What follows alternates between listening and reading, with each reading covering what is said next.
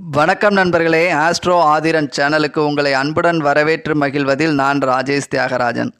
ஸ்ரீ கற்பக விநாயகரின் திருப்பாதம் பணிந்து எல்லா உயிர்களும் இன்பமுடன் வாழ நல்லதே நடக்கும், நல்லதே நடக்கும், நல்லதே நடக்கட்டும் என்ற பொன்னான வரிகளுடன் இந்த பதிவில் கன்னிராசிக்காரர்களுக்கான ராகு கேது பயிற்சி பலன்கள் 2025 இதை பற்றி தான் பார்க்க இருக்கிறோம். இந்த ராகு கேது பயிற்சி அப்படின்றது வருகின்ற 26/4/2025 அன்னைக்கு உங்கள் ராசியில் இருந்து கேதுவானவர் உங்கள் ராசிக்கு 12ஆம் இடமான சிம்ம ராசிக்கு பயிற்சி அடைகிறார். அதே மாதிரி உங்கள் ராசிக்கு 7வது ராசியான மீன ராசியில் இருந்து உங்கள் ராசிக்கு 6வது ராசியான கும்பராசிக்கு ராகுவானவர் பயிற்சி அடைகிறார். இந்த ராகு கேது பயிற்சி அப்படின்றது கிட்டத்தட்ட 1.5 ஆண்டு காலம், சுமாராக ஒரு 550 நாட்கள் வரை உங்கள் ராசிக்கு 6ஆம் இடத்துல ராகுவும் உங்கள் ராசிக்கு 12ஆம் இடத்துல கேதுவும் பயணிக்கிறாங்க. ஸோ இப்படிப்பட்ட இந்த ராகு கேது பயிற்சி உங்கள் ராசிக்கு எப்படிப்பட்ட மாற்றங்களையும் ஏற்றங்களையும் தரப்போகிறது அப்படின்னு தெரிஞ்சுக்கிறதுக்கு முன்னாடி நம்ம சேனலோட அறிமுக நபர்களாக இருந்தீங்க அப்படின்னா மறக்காமல் பெல் பட்டனை அழுத்தி சப்ஸ்கிரிப்ஷன் பண்ணிடுங்க. அது மட்டும் இல்லை, ஒரு லைக் பட்டனையும் ப்ரெஸ் பண்ணிடுங்க. பொதுவாக கன்னிராசிக்காரர்கள் அப்படின்னாலே இந்த கன்னி அப்படின்ற அந்த வார்த்தைக்கு பொருத்தமானவர்கள் அப்படின்னா அந்த கன்னிராசிக்காரர்கள் தான். கன்னி அப்படின்னா இளமை அப்படின்னு அர்த்தம். அந்த இளமையான தோற்றமுடையவர்கள் அப்படின்னாலே இந்த கன்னிராசிக்காரர்கள் தான். ஒரு நபரை 20 வயசில் பார்த்தாலும் சரி, 60 வயசில் பார்த்தாலும் சரி, அந்த முகச்சாயல் அப்படின்றது மாறாமல் ஒரே தோற்றத்தில் அந்த உடல் ஒரு ஃபிட்னஸோட ஒரே தோற்றத்தில் காட்சியளிக்கக்கூடிய நபர்கள் பெரும்பாலும் இந்த கன்னிராசிக்காரர்களாக இருப்பீங்க. அதே மாதிரி இந்த கன்னி அப்படின்ற வார்த்தைக்கு ஏற்ற மாதிரி ஒரு சாஃப்டான கேரக்டர், மற்றவங்களை காயப்படுத்தக்கூடாத ஒரு எண்ணம் பேச்சில் அப்படின்றது இந்த கன்னிராசிக்காரர்களுக்கே உண்டான ஒரு குணம்னு சொல்லலாம். அப்படிப்பட்ட இந்த கன்னிராசிக்காரர்களுக்கு உங்கள் ராசிக்கு 12ஆம் இடத்துல போகக்கூடிய இந்த கேது அப்படின்றது உங்களுக்கு விரயத்தை கொடுக்குமா? அதே மாதிரி உங்கள் ராசிக்கு 6ஆம் இடத்துக்கு வரக்கூடிய ராகு வெற்றிகளை தருவார். அந்த ராகு கேதுவை மட்டும் வச்சு ப்ரெடிக்ட் பண்ணால் பலன் சொல்கிறது அப்படின்றது கொஞ்சம் பொருத்தமாக இருக்காது.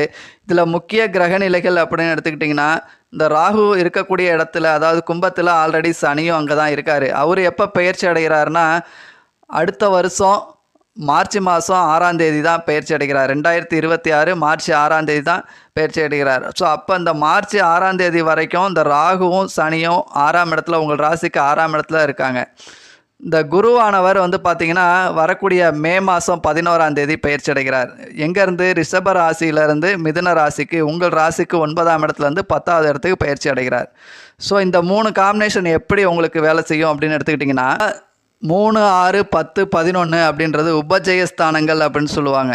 உபஜயஸ்தானம் அப்படின்னா நம்ம வெற்றிக்கு துணை நிற்கக்கூடிய ஒரு ஸ்தானம் அப்படின்னு சொல்லுவாங்க. அப்போது இந்த இடங்களில் பாவ கிரகங்கள் இருக்கிறது நல்லது அப்படின்னு சொல்லுவாங்க. அதன் அடிப்படையில் எடுத்துக்கிட்டோம் அப்படின்னா உங்கள் ராசிக்கு 6ஆம் இடமான கும்பத்தில் இந்த சனியும் ராகுவும் அப்படின்னு இணைந்த ஒரு நிற்கிறது ஒரு பாவகிரகத்துடைய சேர்க்கை அப்படின்றது உங்கள் ராசிக்கு ஒரு ப்ளஸ் பாயிண்ட்டு அப்படின்னே சொல்லலாம். இந்த 6ஆம் இடம் அப்படின்றது வெற்றி ஸ்தானம் அப்படின்னு சொல்லுவாங்க. கெட்ட தொழிலில் கெட்டதில்லை அப்படின்னு சொல்லலாம். அப்போது 10ஆம் இடத்துல வரக்கூடிய குரு அப்படின்றது பதவி பறி போகும் அப்படின்னு சொல்லுவாங்க. அப்போ 10ல் வரக்கூடிய குருவால் பதவி பறி போயிடாதா அப்படின்னா, உங்கள் ராசிக்கு 2ஆம் இடத்தையும் 6ஆம் இடத்தையும் ஒரு சேர இந்த குரு பயிற்சி அப்படின்றது பார்வை செய்கிறாரு. பதவி பறி போகிறோம் அப்படின்றதுக்கு அர்த்தம் என்னன்னு கேட்டிங்கன்னா, உங்கள் பதவி உயரும் அப்படின்றதான் அதோடைய பொருள். இப்போ பதவி உயர்வு அப்படின்னா உங்கள் தொழிலில் ஒரு முன்னேற்றத்தை தானே குறிக்குது. அப்போ சுருக்கமாக சொல்லணும் அப்படின்னா இந்த ராகு கேது பயிற்சி அப்படின்றது இந்த கன்னிராசிக்காரர்களுக்கு தொழில் சார்ந்த துறையில் மிகப்பெரிய வெற்றிகள், மிகப்பெரிய ஒரு உயரத்துக்கு போவீங்க அப்படின்னு சொல்லலாம். அதுவே கலைத்துறையில் சாதிக்கணும்னு நினைக்கிறவங்களுக்கும் இது ஒரு மிகப்பெரிய ஒரு சாதகமான சூழ்நிலையில் இருக்கும். ஏன்னா உங்கள் ராசிக்கு 5ஆம் இடத்து அதிபதி சனி 6ஆம் இடத்துல ராகுவோடு சேர்ந்திருக்காருன்னு அப்படின்றனால, அது குரு பார்வை செய்கிற காரணத்தினால கலைத்துறையில் இருக்கிறவங்களும் ஒரு மிகச்சிறந்த சாதனைகளை நிகழ்த்துவதற்கு இது ஒரு சாதகமான சூழ்நிலை அப்படின்னே சொல்லலாம். என்னதான் இந்த சனி ராகு காம்பினேஷன் தொழில் ரீதியாக வெற்றிகளை எதிரிகள்கிட்ட வெற்றி அப்படின்னு கொடுத்தாலும், இந்த 6ஆம் இடம் அப்படின்றது நோயை குறிக்கக்கூடிய இடம். அந்த இடத்துல இந்த சனி ராகு காம்பினேஷன் அப்படின்றது அப்பப்போ சின்ன சின்ன உடல் ரீதியான ஆரோக்கியம் சார்ந்த பிரச்சனைகள் ஏற்படலாம். வேலை வேலை வேலை வேலைன்னு தெரியறனால உடலை ஆரோக்கியத்தை கவனிக்க முடியாத ஒரு சூழ்நிலை ஏற்படும். ஸோ அதனால உடல் ஆரோக்கியம் சார்ந்த ஒரு பிரச்சனைகள் ஏற்படுறதுக்கு வாய்ப்புகள் அப்படின்றது இருக்குது. வேலையை மட்டும் முக்கியத்துவம் செலுத்தாதீங்க, உடல் ஆரோக்கியத்துலேயும் கொஞ்சம் கவனம் செலுத்துங்க. கன்னி ராசிக்காரர்கள் அப்படின்னாலே எடுத்துக்கிட்ட வேலையில் ஒரு பொறுப்பாக நடத்தி கொடுக்கக்கூடியவங்க அப்படின்னா அந்த கன்னி ராசிக்காரர்கள் தான். மனைவி பிள்ளைகள் அப்படின்னு எடுத்துக்கிட்டிங்கன்னா உங்கள் ராசிக்கு 7ஆம் இடத்து அதிபதி 10ஆம் இடத்துல வர்றாரு. உங்கள் ராசிக்கு 6ஆம் இடத்துல இந்த சனி ராகு காம்பினேஷன் அப்படின்றது குடும்ப வாழ்க்கையில் உங்கள் கை கொஞ்சம் ஓங்கி இருக்கும் அப்படின்னு சொல்லலாம். கொஞ்சம் கோபம், முன்கோபம், பிடிவாதத்தனத்தை காட்டுவீங்க மனைவி கிட்ட. ஸோ அதனால் குடும்பத்தில் அப்பப்போ சின்ன சின்ன பிரச்சனைகளை கொடுக்கும். ஸோ பிடிவாதத்தை கொஞ்சம் தளர்த்திக்கங்க, கோபத்தை குறைச்சிக்கங்க. பொதுவாக இந்த கன்னிராசிக்காரர்கள் வெளியில் பார்க்குறதுக்கு ரொம்ப இனிமையானவங்களாக இருப்பாங்க. மற்றவங்கள்ட்ட பழகையில் இனிமையானவங்களாக இருப்பாங்க. ஆனால் இருந்தாலும் எவ்வளோ கோபம் வந்தாலும் அதை வெளிக்காட்ட மாட்டாங்க. அந்த கோபத்தை எங்கே காட்டுவாங்கன்னா வீட்டுக்குள்ளே மனைவி பிள்ளைகள்கிட்ட தான் காட்டுவாங்க. இவங்களுடைய மைனஸ் அப்படின்றது இதுதான். உங்கள் 10ஆம் இடத்துல இருக்கக்கூடிய குரு குடும்பஸ்தானத்தை பார்க்குற காரணத்தினால குடும்பம் அப்படின்றது ஒரு ஸ்மூத்தாக போகும். அதே மாதிரி இந்த கன்னிராசிக்காரங்க வீடு மனை வாங்குறது, இடம் வாங்கலான் இருக்கேன், வீடு கட்டலான் இருக்கேன் அப்படின்றதுக்கு இந்த ராகுகேது பயிற்சி அப்படின்றது ரொம்பவே ஒரு அருமையான காலமாக இருக்குது. ஏன்னா உங்கள் ராசிக்கு 10ஆம் இடத்துல இருக்கக்கூடிய குரு தன்னுடைய 7ஆம் பார்வையால் உங்களுடைய 4ஆம் இடத்தை பார்க்குது. இந்த வீடு மனை அப்படின்றது அமையறதுக்கான வாய்ப்புகள் இருக்குது. அதே மாதிரி இந்த வீட்டுக்காக லோன் வாங்கலான் இருக்கேங்க அப்படின்னா நிச்சயமாக கிடைக்கும். ஏன்னா 6ஆம் இடத்துல இருக்கக்கூடிய ராகு சனி அப்படின்றது இந்த லோனை சாங்ஷன் பண்ணி கொடுப்பாங்க.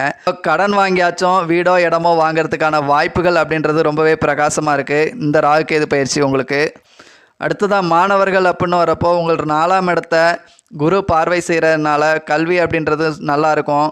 அதே மாதிரி உங்கள் 6ஆம் இடத்துல சனி ராகு கிரகச்சேர்க்கை அப்படின்றது டெக்னிக்கல் லைனில் படிக்கிற மாணவர்களுக்கு படிப்பு அப்படின்றது ரொம்பவே சாதகமாக இருக்கும். உங்களுக்கு 12ஆம் இடத்துல இருக்கக்கூடிய கேது அப்படின்றது ஏதாச்சும் உடல் ரீதியாக மருத்துவ ரீதியான செலவுகளுக்கு வாய்ப்புகளுக்கு இருக்குது.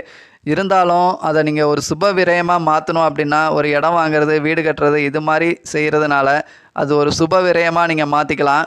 இதுவரைக்கும் இந்த கன்னி ராசிக்காரர்களுக்கான ராகுகேது பயிற்சி பலன்களை பற்றி பார்த்தோம். நம்ம சேனலில் ஒவ்வொரு தமிழ் மாதங்களின் அடிப்படையிலையும் மாத பலன்கள் பதிவிட்டுருக்கேன். இதில் குறிப்பிட்ட தேதிகளில் பிறந்தவங்க பிரச்சனைகளை சந்திக்கக்கூடியவர்கள் யார் அப்படின்னு குறிப்பிட்டு சொல்லிகிட்டு இருக்கேன். அது மட்டும் இல்லை, குறிப்பிட்ட நட்சத்திர பாதங்களில் பிறந்தவங்க பிரச்சனைகளை சந்திக்கக்கூடியவங்க யார் யார் அப்படின்றத சுட்டி காட்டி சொல்லிக்கிட்டு இருக்கேன். ஸோ நம்ம சேனலோட இணைந்திருங்கள், ஒவ்வொரு பதிவுகளையும் பாருங்கள். நன்றி நண்பர்களே, மீண்டும் அடுத்த ஒரு நல்ல பதிவில் பார்ப்போம். அதுவரை உங்களிடமிருந்து விடைபெறுவது நான் ராஜேஷ் தியாகராஜன். நன்றி, வணக்கம்.